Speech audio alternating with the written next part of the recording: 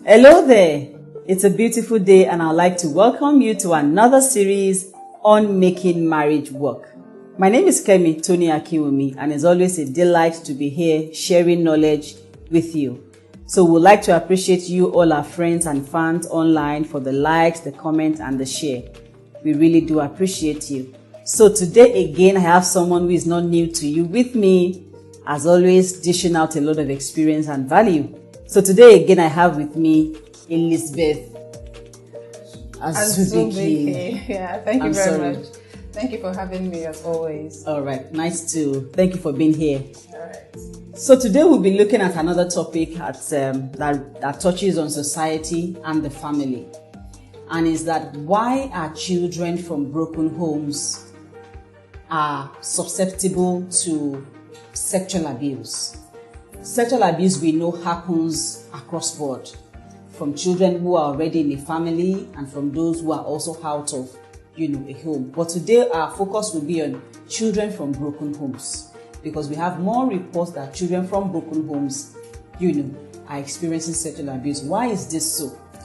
Okay, yeah, like you already said, the word already gives a little explanation as to why it is broken homes. When something breaks, when there is a crack, anything little, tiny objects can penetrate. But now this is broken into two, so there is no coverage, there is no concrete hand to really hold on to the child. Not all families though. Yes, not all children, because we've seen children who are with their parents and then a single parent, be the mother or father, and then they say because of, just to prove a point to their spouse, they're sure that everything goes well with the child. Right. But to a very large extent, we have most of these children being abused, because for the children who are with probably one of their parents, the parents themselves are still looking for ways to heal.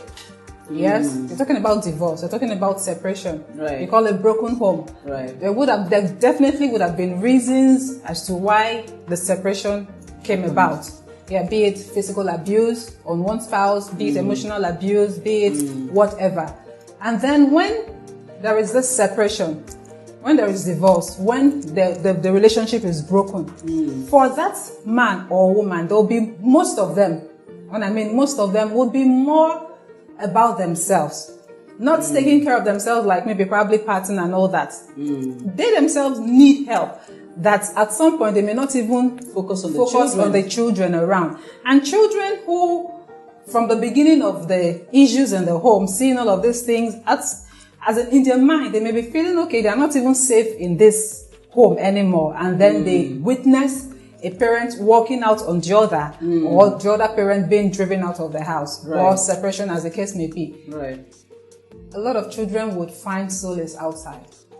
A lot of children, as we know, are vulnerable. Right. Even as an adult, we get vulnerable at times. Yes. So you see these children who would want love.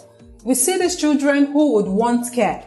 We see these children who would want to be in the midst of people that are a little bit, sane, and giving them that acceptance they want. And the world, as we know, has gone, a lot of things are prevalent in our society. You never know who has this sickness in his or her mind looking for a child. A lot of pedophiles are dressed in corporate wear, they don't write it on the forehead. So when there is no parent to really, really give the child what he or she wants, not just feeding, shelter, and what have you, that time, that's I'm trying to get the right word. Emotional, connection, guidance, tutoring. There's a word I'm trying to pick. Noticing something in your child and then being observant, observing that something is going wrong, observing that somebody somewhere has been giving this girl or this boy sweets, observing that somebody somewhere has been making this child feel comfortable with them, just in a way to groom them, and then as time goes on, they play on them. We have a lot of predators out there. Yes. When parents feel they can't stay together anymore, they should always be at the back of their minds that children are always at the receiving end. But a lot of people are just about themselves. I've heard somebody who says, I really don't care. Please. I've even seen someone who blamed the separation on the children. Right. And then for some children, they're taken to their grannies. I'm not saying grannies definitely are already aged. They were once ladies, mothers, and now they are just, it's all about, washing, bathing for the children. So they're not really concerned about being observant. You could see the children looking very healthy.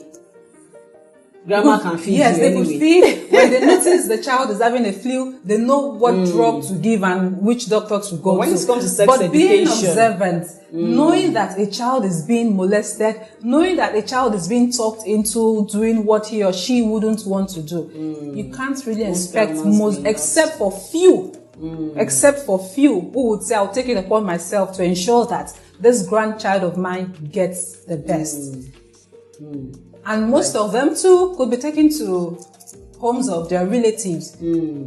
I've seen someone who says, I'm not taking care of my children, I'm not taking care of one child. If your parents knew what was best for you, they wouldn't have gone their ways. So what are we now saying? We just have to ensure that no matter what happens, these children should be the first to consider. Yeah. If your marriage is going through a tough time, seek help. Seek help for yourself, and also consider that you have children. And leaving those children to any hand can affect them negatively. Yes. They can go through a lot of emotional torture, a lot of mental imbalance. They can also be sexually abused. I want us to talk to someone who, because right now, truth is that we cannot have every couple, living ideally together. Yeah. Truth is that some marriages at some point would have issues. As we speak. And there will be divorce. Yes. But we all need support. Because if children from broken home get into a family where there is a bit of support, where there is a bit of concern, observation, everything we have highlighted, we can also begin to reduce the rate of child molestation and sexual abuse. So what do you think how can families be of help when it comes to taking in children from a divorced couple or from a broken home? What kind of support can they really render to save the future of those children? Yes, for families who would want to pick up a child from a broken home, the first thing I would advise is seeing that child as yours. Taking that child and not making the child feel guilty for whatever happened between both parents. You get? So when you bring a child from a broken home to your house, be you a friend, be you an aunt, an uncle, a grandma, whoever you are to this parent, to this child, sorry, thank you. Do to that child as you would do to your own biological children. Do not see them as people who, yes, have gone through a lot, so whatever happens wouldn't be a new thing, because we know and we hear these things. Give that child the necessary care that they deserve. As a matter of fact, if you're giving your biological children who haven't really seen most of these abuse and then having you and your spouse separate, if you're giving that child 70%, 80% of love, I would advise you add like 10% to this child living with you. Because already that child is coming with a lot of baggage. You are to then show more remove the weight from them by talking nicely, by speaking to the child. It's like you pouring water into a cup that has dirt. The more water you pour, the more you're washing away everything. So you keep on talking to that child, letting the child know that things will go well. Encouraging the child, being observant, teaching the child, the boy or girl, how to comport themselves. That things have gone this way doesn't mean, because a lot of children from broken homes find it difficult to accept themselves. They try to get validations from people. And that can also be a way. It can be a way, to get into different kind of vices. Yes, they must have heard a lot of talk from either the father or mother. Yes, if the mother was the abusive one, they would hear the mother abusing the father constantly, and then if the father was the abusive one, so, and then most of them, those words sink into them. And then if somebody comes to you and tells you, oh, you're beautiful, they just feel it's strange to them. It's strange. And like, really? Anybody can just penetrate. So you have to do a lot of work, accept that child, give the child care, and then monitor their movements. Love them like your children. Them like your children. You even if possible, give a bit of extra. Because these are children who really need a lot of love need so much and love. attention. And your support will go a long way. Yes. Not just in saving those children, but also the society. Because once large. that child is preserved, there's a lot more that can come out of that child. In the society too. Thank you so much. You're It's welcome. been a wonderful time learning from you again. This is a life experience. Yeah. Thank you so much. All right, thank you. So that's all we have for today. I encourage that if you are out there, you can't support a child. You can't support some children who are actually struggling as a result of their parents' decision to walk out of their marriage. They need love and acceptance, and you and I can provide that love, that acceptance, so that they can grow up to becoming wholesome adults in our society tomorrow. Thank you so much. God bless you. The well-being of the marriage determines how the children will turn out.